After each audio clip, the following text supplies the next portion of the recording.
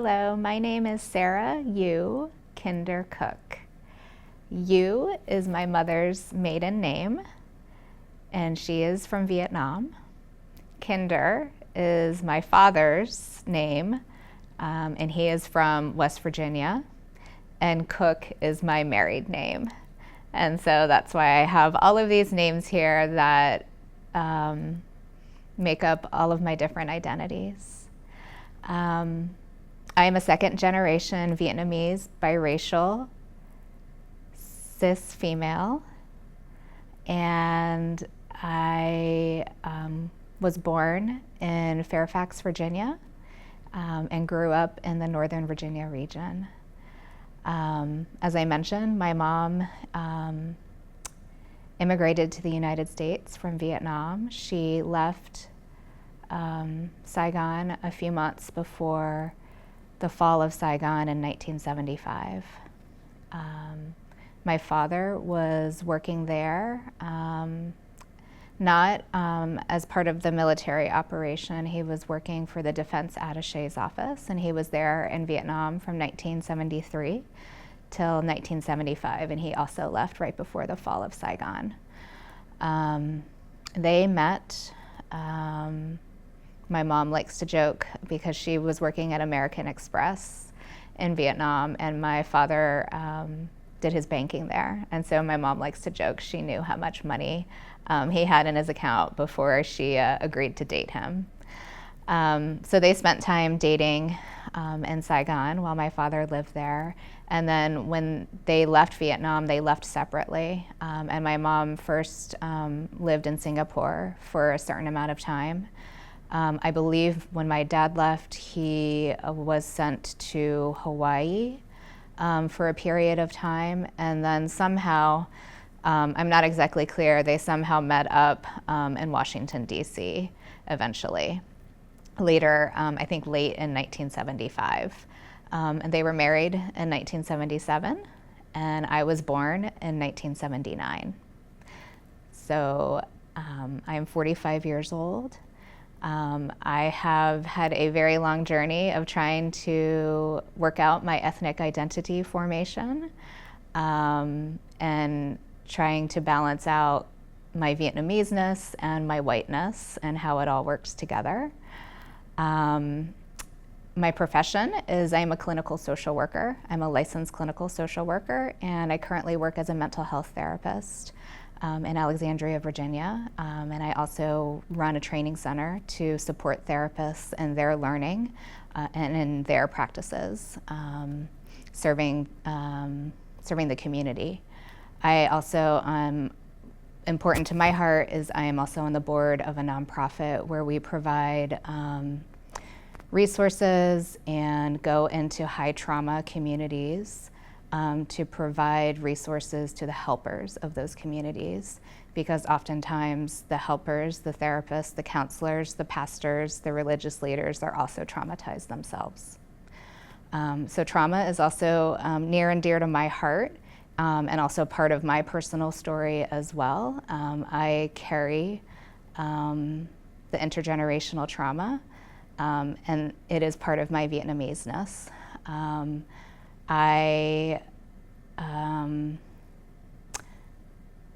My own story of my connection to being Vietnamese, I think is very representative of how strong white supremacy and white privilege is. My connection to Vietnam started off with shame at a very young age. My mom spoke Vietnamese to me, and I spoke back to her up until about age 5, when I started public school and wanted to be like all the other white American kids in my class. And I quickly learned that my life was different than theirs, that they ate chicken nuggets and hamburgers and hot dogs at home, and they did not eat fish sauce and sardines and pho. And I quickly learned to become pretty ashamed of some of those pieces of my mom's culture. And I stopped speaking Vietnamese. I lost that connection to Vietnam. I did not know my Vietnamese family because they were all back in Vietnam, and I did not speak Vietnamese, and they did not speak English, and it was expensive to make phone calls. I knew my mom sent money every month to them, but I did not have a direct way of communicating with them. And it wasn't until 1995 that the US normalized relations with Vietnam. And so the first time I was able to visit Vietnam was in 1997. And that was life-changing for me. I did grow up, so I was pretty disconnected to my biological, my maternal side of the family growing up. But my mom had lots of Vietnamese female friends, and you know, they would come over and there would be a flurry of cooking in our house and Vietnamese chattering and looking at me and talking about me, and you know, they were all my aunties. And I very much grew up in the comfort of kind of being nurtured by a bunch of Vietnamese women who had a lot of opinions and who showed their love by feeding me. And you know, I grew up going, at the time in the 80s, Arlington was kind of the Vietnamese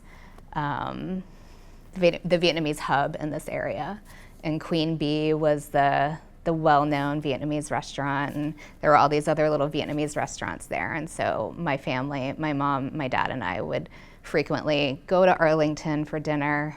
And then when Eden Center became, you know, started growing, lots of visits to Eden Center as well. And those were really, that was really my exposure to Vietnamese culture. It wasn't until probably high school that I met, well, maybe junior high school, that I met other children of Vietnamese immigrants. And some of my best friends to this day are children of Vietnamese immigrants. I will say that my own racial identity was really not clear to me. And when I look back, the context of that makes sense, because my mother was trying to assimilate. She was doing what was being told that you had to do in the 80s as an immigrant, is assimilate, and you know, put your culture and your language and that cultural identity to the side and become American. And so she was working hard to do that. And my white father was trying to follow the good rules of what was told in the 80s by being colorblind and not talking about it at all. And so I remember one time going to my dad, I think I was 7 or 8 years old, and I said, you know, I don't know what box to check on the forms at school of what race I am. And there was no box for me. I remember distinctly looking at it and saying, there's no box for me. I'm not white, I'm not Asian, but there's no other box. And my father, you know, my dear dad, wasn't quite helpful. You know, his white privilege, I think, gave him a lot of blind spots.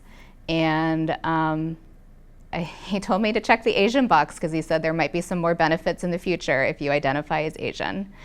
So he was coming from a very logical place and wasn't really helping me figure out what it was inside me, how I felt, what my identity was. And so that was really, I remember that as a very young age, kind of being confused and not knowing. And so that's been a lifelong journey, and Vietnam plays a big role into this process that I've undertaken to figure out who I am and my connection to Vietnam.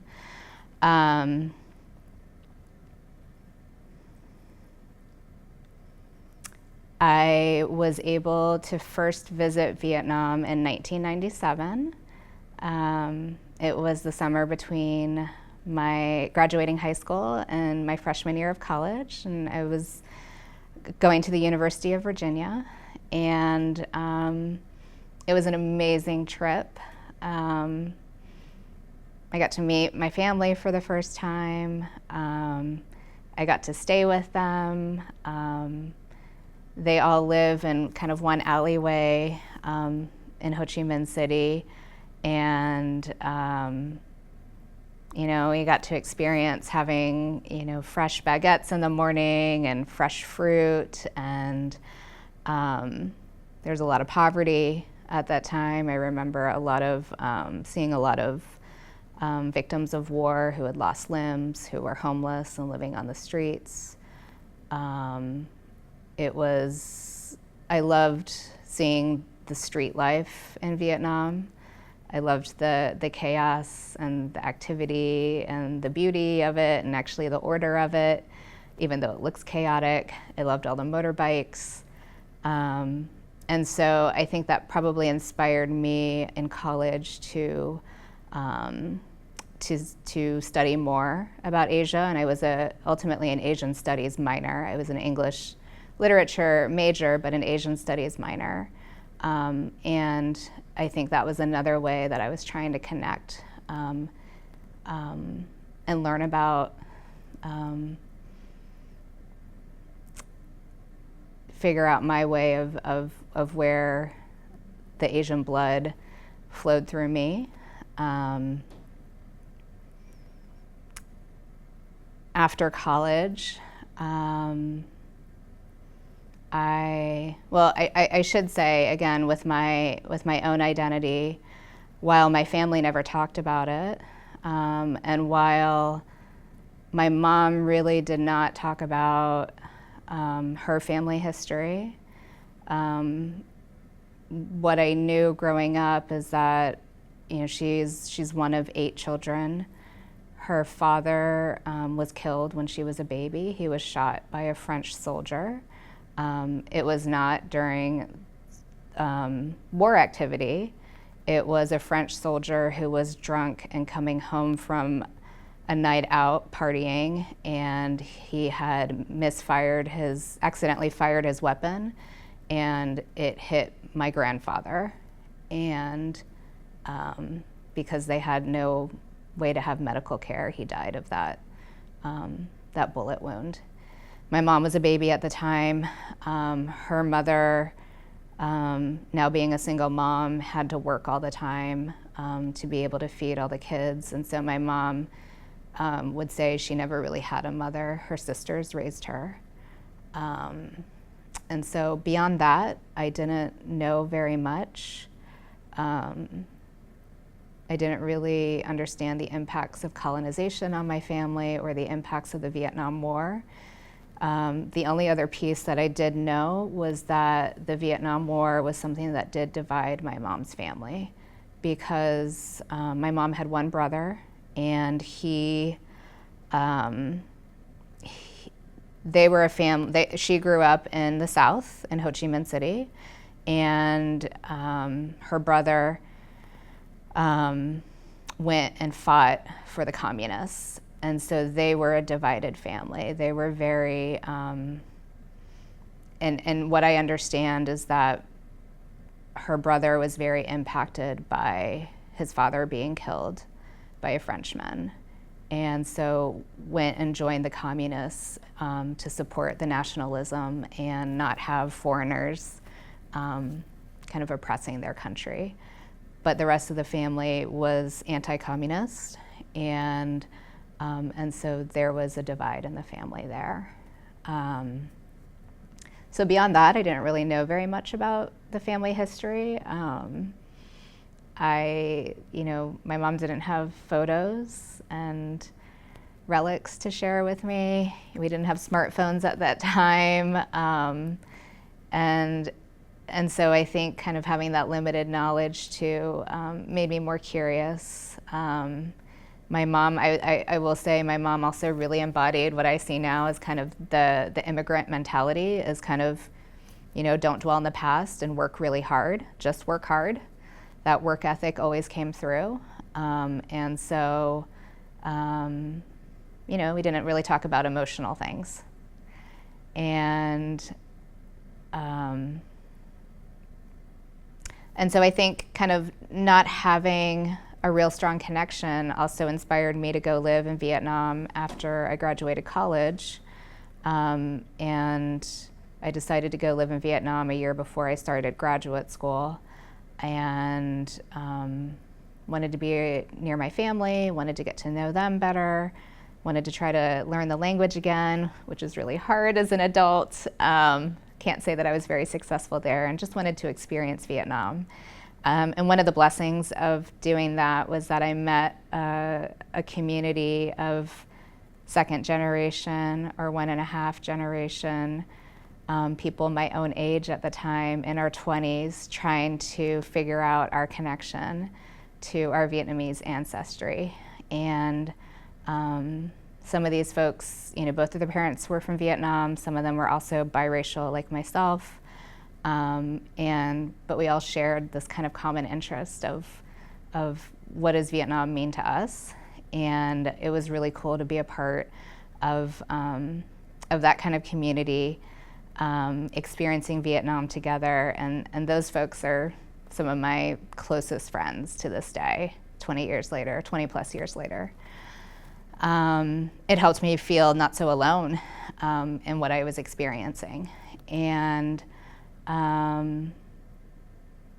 spending time with my family was really important. Because I didn't grow up with them, there was obviously we didn't have that kind of history of connection. I can remember, in some ways it felt very comfortable with them because they were like my Vietnamese aunties that I had growing up, that they just kind of showed their love through food. And so it was easy to relate in that way. Harder to relate through words. I remember sitting with them one time and I had a friend with me and she translated it more cleanly into Vietnamese, but I basically asked them, when you look at me, do you consider me part of your family? And I didn't mean that in a judgmental way. I honestly wanted to know how they saw me, because my whole life growing up, anytime I would say I'm half Vietnamese, I think I've had 101 responses back to me saying, but you don't look Vietnam, but you don't look Vietnamese. So I had grown up my whole life with Vietnamese people kind of denying that I was Vietnamese. And so I wanted to know if my family kind of felt that way too.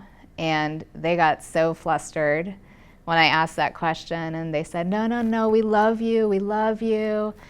And I didn't push it, but I knew I wasn't asking if they loved me or not. I was asking if they saw me as being part of their family, because I did not look like them. I was the only one that did not look like them. I was the third racial category in both my mom's side of the family and my dad's white side of the family.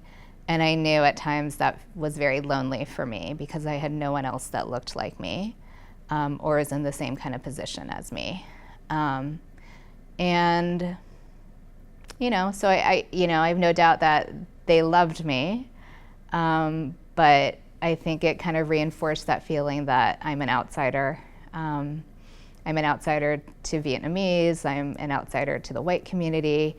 I kind of fall in this third sphere. And I think that also was what was so comforting about being in Vietnam with second generation Vietnamese and biracial Vietnamese people too, as we all shared that in common as well. I will say, as I have gotten older and have been trying to do my own work of deprogramming white supremacy in ways that I've internalized messages of white supremacy, I can see very much how it has impacted the older Vietnamese generation. Certainly there has been a lot of trauma in their history, between colonization, war, poverty, communism, just to name a few. I think it manifests, what I have seen in this area, at least in the Vietnamese community, is that it really manifests itself in kind of almost a racial trauma.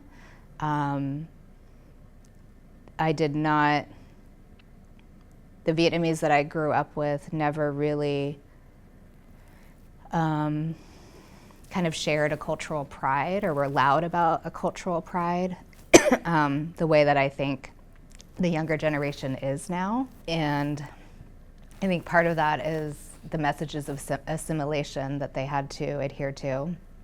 And that as a result, I think the older Vietnamese generation, the ones who immigrated here in the 70s and 80s and maybe 90s, really embraced the label of being the model minority, which is a label that comes from a white supremacy programming to kind of pit different minorities against each other and keep white power essentially in play. And the Vietnamese really embraced being white adjacent. And I think I see that now with the Vietnamese who are very much part of the MAGA movement, right, that Donald Trump is promoting, because the whole Make America Great Again harkens back to kind of white power, white privilege, white supremacy. And I think this is their way of trying to, I think this is a way of the trauma manifesting itself in their support there, of still trying to be white adjacent. I think thankfully the younger generation is changing that.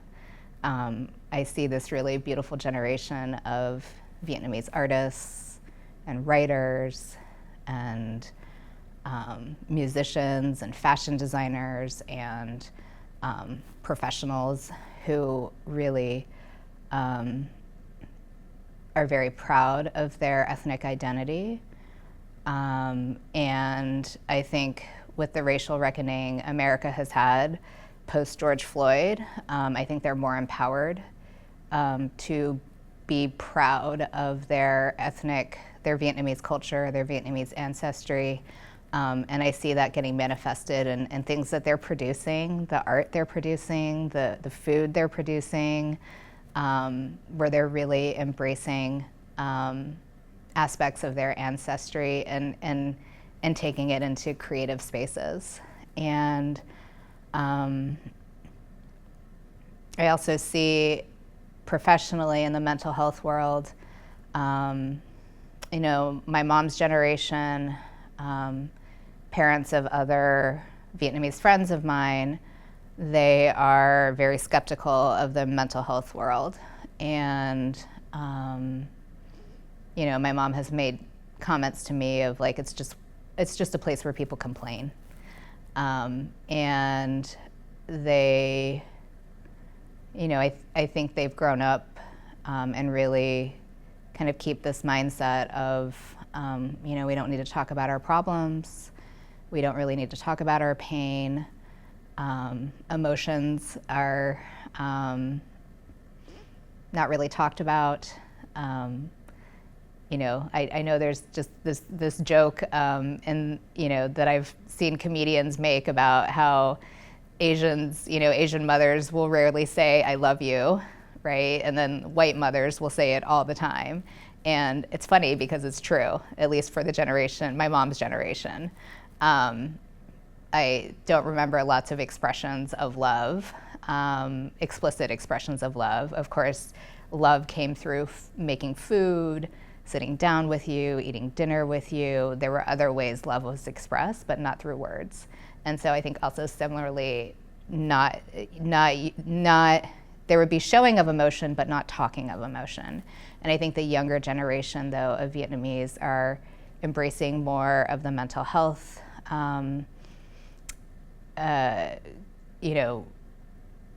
really considering what kind of intergenerational trauma they carry, what are family patterns that they want to change, while as a way of also honoring their ancestry as well, not as a way to denigrate their Vietnamese culture, but to kind of look at ways and I think really having empathy for the way that maybe their parents coped, and maybe kind of sadness that because of the way that their parents have coped, they haven't been able to have the relationships that they have wanted and have longed for.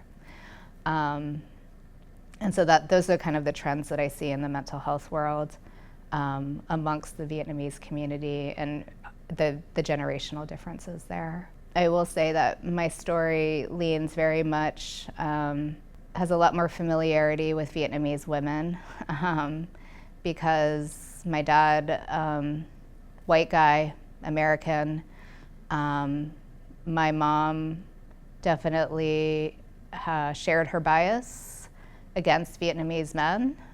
She would tell me growing up, don't marry a Vietnamese man, he's just gonna smoke away, he's just gonna smoke and gamble and drink away your money.